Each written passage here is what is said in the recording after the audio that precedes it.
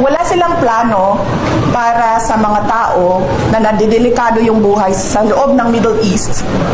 Pero may plano sila para sa mga witnesses kuno ng kaso ng kalaban nila sa politika. So nakikita mo yung ginagawa nila. At parang bang sa kanila, intellectually challenged tayong lahat na parang hindi natin naiintindihan kung ano yung totoong nangyayari.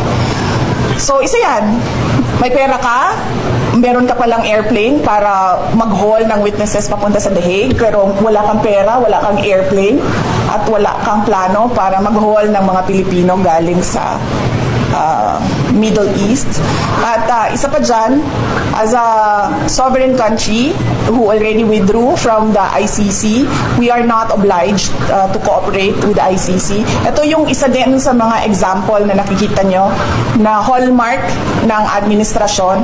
Meron silang sinasabi ngayon, tapos iba yung gagawin nila, and parang sinasabi nilang, parang doon sa part na nagsinungaling sila, ay hindi nila ina-acknowledge na nagsisinungaling sila. And the best example niyan is magsasabi ka na 20 pesos ang kilo ng bigas, tapos noong ikaw ay nanalo ay nakalimutan na yung 20 pesos na ang kilo ng bigas, tapos meron kang half-hearted effort para lang sabihin na na-comply mo yung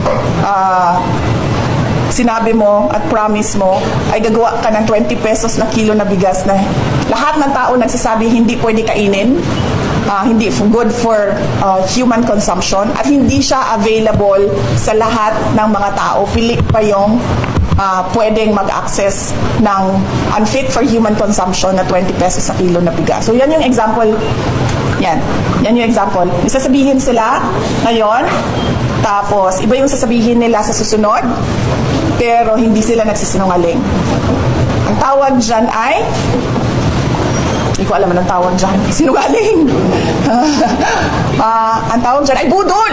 Anong mas magandang scam?